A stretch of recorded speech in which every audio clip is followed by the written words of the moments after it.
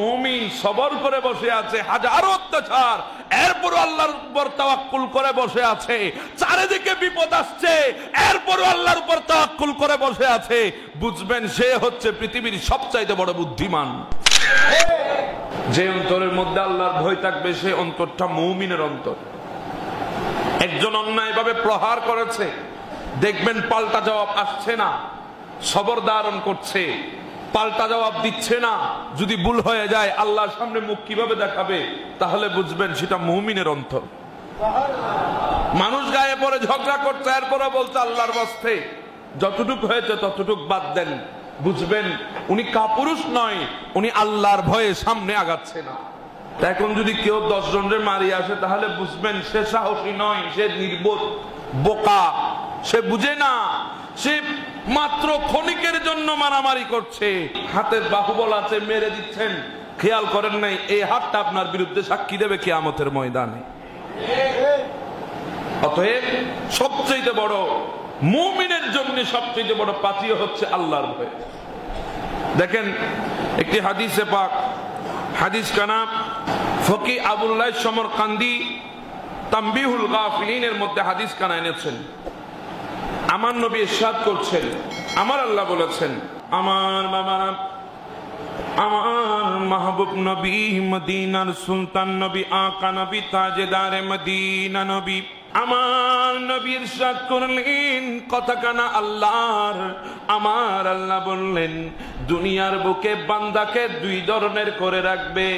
যেই বান্দা পৃথিবীর বুকে আল্লাহকে ভয় করেছে, আল্লাহর ভয়ে মানুষের উপর জুলুম করে নাই, আল্লাহর ভয়ে অন্যায় কাজের দিকে হাত বাড়াই নাই, আল্লাহর ভয়ে মানুষের সাথে টাউটবাজি করে নাই, আল্লাহর ভয়ে মানুষের মাঝে সিটিং বাজি করে নাই, আল্লাহর ভয়ে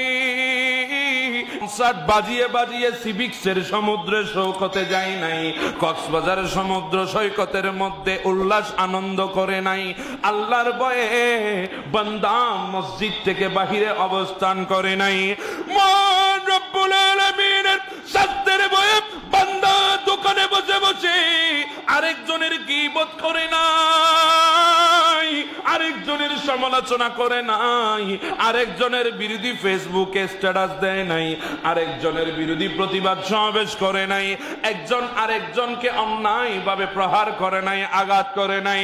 আল্লাহর ভয় সুদর্শন যুবক হওয়ার পরেও কোন মহিলাকে উত্ত্যক্ত করে নাই, কোন মহিলাকে ইপ্রিজিন করে নাই।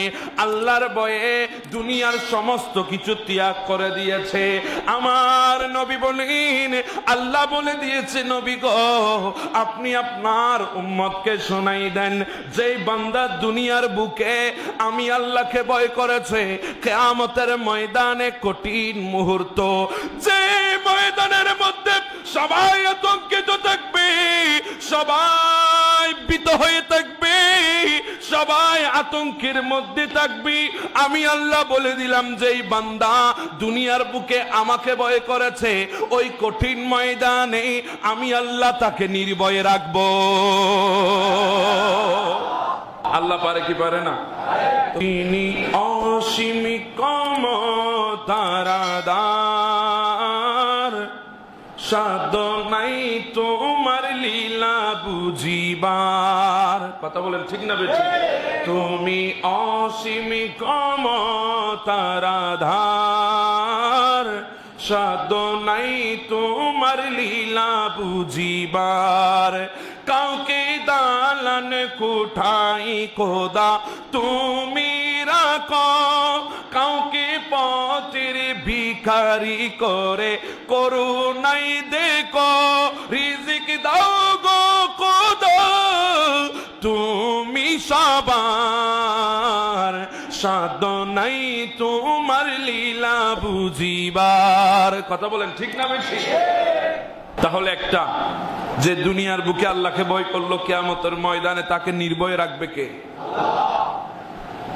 দ্বিতীয় নাম্বার, আমার নবী বললেন, শোনো শোনো ও আমার উম্মত শোনো, যেই বান্দা দুনিয়ার বুকের মধ্যে নির্ভয়ে থাকতো, আল্লাহর বিধানকে তোয়াক্কা করে নাই, আল্লাহর দেওয়া বিধানকে বৃদ্ধাঙ্গুল দেখিয়েছে। আমার আল্লাহ মিথ্যা বলতে মানা করেছে। বান্দা আল্লাহর ভয় অন্তর থেকে ফেলে দিয়ে মিথ্যা বলেছে। ব্যবসা করতে গিয়ে মিথ্যা বলেছে, চাকরি করতে গিয়ে মিথ্যা বলেছে, গাড়ি চালাইতে গিয়ে মিথ্যা বলেছে, হাটে বাজারে হাঁটার সময় মিথ্যা বলেছে, মোবাইল ফোনে মিথ্যা বলেছে। ওই বান্দা, যে বান্দা দুনিয়ার বুকে আল্লাহর নিয়ামত পেয়ে শুকর আদায় না করে নির্ভয়ে জীবন যাপন করেছে, মসজিদে পা দেয় নাই, নামাজ পড়ে নাই, যত অনৈতিক কাজ আছে সমস্ত কাজের সাথে সে জড়িত ছিল, নির্ভয়ে একজন আরেকজনের উপর জুলুম করেছে। আমাদের দেশের মধ্যে তো আমরা অনেকে বলি অমুকের সন্তান একাই 10 জনকে পিটে এসেছে, মাশাআল্লাহ কি বাহাদুর। নয় নয়, সেই বাহাদুর নয়। আমার নবী বলছে যে নির্ভয়ে মানুষকে জুলুম করেছে, মানুষের উপর অত্যাচার করেছে, টেন্ডার বাজে, চাঁদা বাজে, হাইজাকারি, ডাকাতি, প্রিজিন, সমস্ত অনৈতিক কাজের সাথে যে জড়িত ছিল, কাউকে সে তাওয়াক্কা করে নাই, আল্লাহকে ভয় করে নাই, নবীর শরীয়তকে পাত্তা দেয় নাই। আমার নবী বলে দিলেন, আমার আল্লাহ ইরশাদ করলেন, আমার আল্লাহ বলে, নবী গো, আপনার ওই উম্মতকে কিয়ামতের ময়দানে আমি আল্লাহ সবচাইতে বেশি ভয় রাখবো।